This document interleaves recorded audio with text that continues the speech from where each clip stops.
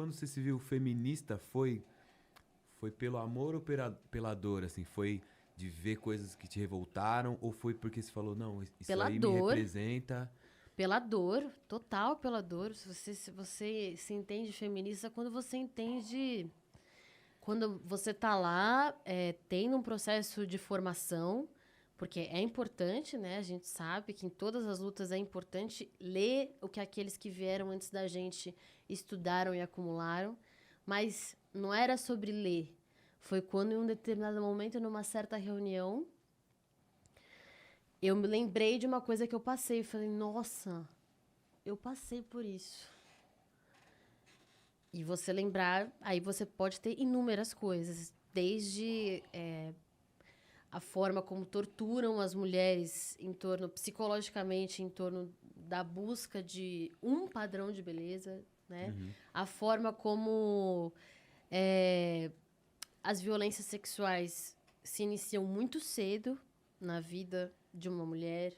A primeira vez que eu fui assediada, eu tinha 10 anos de idade. E Nossa. essa é a É uma história. coisa muito comum, Não, né? mas é muito Muito comum, comum. Eu falo isso porque é chocante, porque as pessoas não falam, as mulheres não estão acostumadas a falar.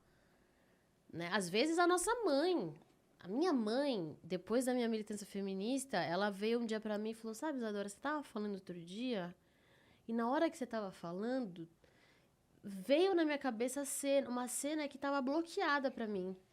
Que era uma cena dela indo levar a marmita pro pai dela na cana, né, no meio da cana, e o que os homens falavam pra ela nesse percurso. E ela falou, então, eu nunca... Você falou e me destravou essa memória. Então, foi pela dor. Foi pela dor. Pela dor, em seguida, vem a raiva, né? A raiva, eu acho que são diferentes, mas a gente é todo mundo ser humano, né? Você descobrir, ou você entender que é estrutural e as barbaridades que fazem com mulheres de mutilação, né? Aqui eu falei uma coisa leve, né? Mas de mutilação, a tráfico sexual, então, assim, de você entender todo esse universo é uma porrada, cara. É muito pesado. A gente estava falando aqui da política. Você estava falando que é muito pesado, né? Que essa coisa das negociações. Para mim, a parte que é mais pesada é porque eu lido com esse tema da violência sexual. Então, é muito pesado porque diariamente os relatos que eu ouço são muito pesados. Você acaba virando um para-raio dessas coisas, né? Tudo cai Total. em você e aí você... E aí, É estressante eu mesmo. tava numa escola, cara. Uma escola no Jabaquara. E eu comecei a falar sobre violência contra a mulher. E antes, assim, de eu fazer 10 minutos de fala, 7 menininhas, a faixa etária era de 11 a 14 anos, no máximo 14 anos, mas era bem mais novinho. Mas 7 meninas começaram a chorar. Nossa. Aí eu separei as meninas de um... Aí, né, assim, continuei a palestra, terminei aquele primeiro momento, separei os meninos de um lado, as meninas do outro. No que eu separei, veio a enxurrada, que foi... Eu fui já estuprada 3 vezes pelo meu tio. Nossa. Meu padrasto, eu vou deitar à noite e ele abre a porta do quarto, fica olhando. E a mãe dela é enfermeira, dá plantão, então a mãe dela às vezes não dorme em casa, mas eu tenho medo de contar pra minha mãe, porque se ela não acreditar. Nossa. Então, nossa, cara, assim, é na Pesado, dor né? e na raiva. Quando eu vi aquele vídeo daquela. Até vou conhecê-la esses dias, porque na ocasião a gente não teve a sintonia ali de se encontrar. Foi em registro o caso daquela procuradora que apanhou, não sei sim. se lembram. Sim. Nossa, eu desci assim. Primeiro quem viu foi minha equipe, aí eles falaram, não, a gente tá a fim de descer. Eu falei, não, eu vou junto. Eu me sobe, acende uma fogueira em mim quando eu vejo. O sujeito Na tá preso semana ainda? que eu fui assediada pelo Fernando Cury, eu peguei um caso de tráfico sexual. Nossa. Que a menina sequer conseguia se comunicar de tão traumatizada que ela tava. Droga também, né? Que injetam, né? De forma forçada nas mulheres, enfim. Então, assim, Isso aqui em São Paulo? aqui em São Paulo. mesmo? Ela era de Manaus e conseguiu fugir, né? E aí ela tava morando na rua, sem conseguir falar, enfim. E o irmão de um companheiro, que foi quem me passou a demanda, pastor, sentou, conseguiu ter acesso a ela, né, confiar, né, abrigou, enfim, e na mesma semana que eu fui assediada. Mas aí organização, mapear quais são as organizações da sociedade civil, né, porque o Estado é um desastre, infelizmente, né, mas quais são as organizações da sociedade civil que lidam com o tráfico sexual? Aí acho que até a ANTRA, se puder alguém pesquisar aí no Google pra mim, O Cris veio ali pra gente, ó. O Cris olha lá pra gente. porque é até bom para divulgar, né, o trabalho deles, porque realmente foi uma organização que conseguiu, que tráfico sexual é pesadíssimo, Pois Você é. tem que ser super especializado para lidar com isso. É. Então, Tem gente aqui em São Paulo... acho que é. Se não foi a presidenta dessa que me passou um contato. Enfim, mas são pessoas seríssimas que eu tive que também ir mapeando ali pra conseguir. Por causa disso, porque depois que eu passei por aquele assédio... É isso, eu tinha 8 dias de Câmara Municipal, o Camilo Cristófaro veio pra cima de mim. Só que qual que é a questão? Eu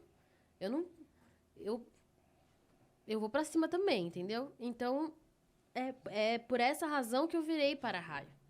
A razão não é porque eu fui assediada, porque assediada todas as mulheres são. Eu virei para-raio de referência, né? De caso de assédio. Ah, olha lá, ó. É isso aí, né? Antra, Mas eu acho que eles me Associação indicaram. Nacional de Eu acho que é Transexuais. específico. Ó, não pode ser ele sim. Tá lá. É internacional, pode ser ele sim. Não, internacional é que é pode ser, notícias, pode né? ser. Não, enfim, mas foram eles que me indicaram, no mínimo. Eu lembro que eles estiveram aí no meu processo de mapeamento. Quando acontece um caso muito desses, né, você tem que pedir assessoria especializada, sabe? Porque tem que ter psicólogo, você tem que ter assistente social. E eles têm uma casa-abrigo, enfim. Tem organização criminosa desse tipo em São Paulo? Assim, que faz tráfico de mulheres? São Paulo é mais ponte. De passagem, né? São Paulo é mais ponte. São Paulo é mais ponte para mulheres, mas tem. Onde isso acontece mais? Que eu sei, assim, tem lugares em que eu sei que tem cativeiros não só de mulheres, mas também de imigrantes no Brasil, né? Bastante ali no centro de São Paulo. No centro ali... Isso eu sei, mas eu também É uma coisa meio... No rádio Trabalho escravo, gente morando no porão de um lugar que você passa, assim, todo dia na sua vida, entendeu? Nossa. Isso existe. Agora, assim, essa questão do tráfico de mulheres é terrível, assim, né? Uhum. E como é que não desbaratam esse troço? Qual é a dificuldade que o Estado tem para combater isso, hein?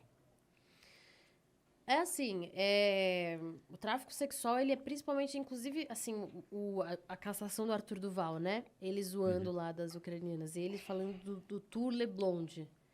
Mas a mesma coisa acontece no Brasil. Turistas que vêm, mas aqui é diferente. Aqui é pelas mulheres pretas, né?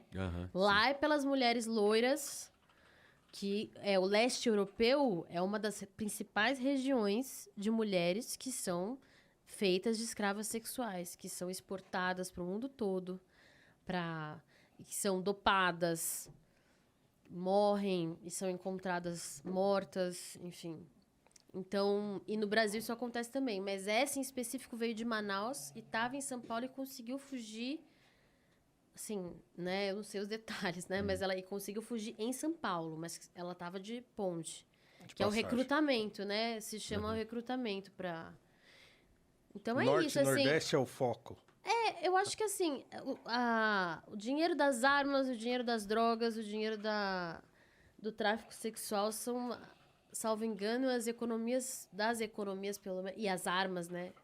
São das economias que mais giram. São as economias ilegais. Economias que não pagam imposto, é o caso.